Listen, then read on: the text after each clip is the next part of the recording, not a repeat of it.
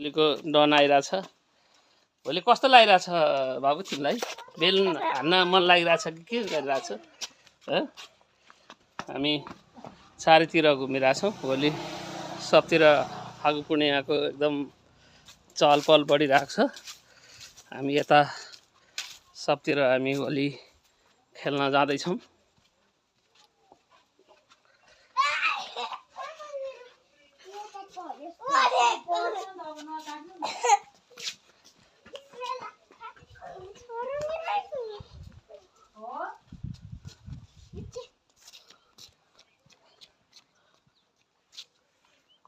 होली रे खै यहाँ त होलीमा एकदम सुनसान छ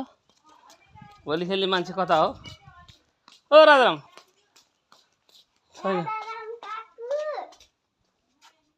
नो छैन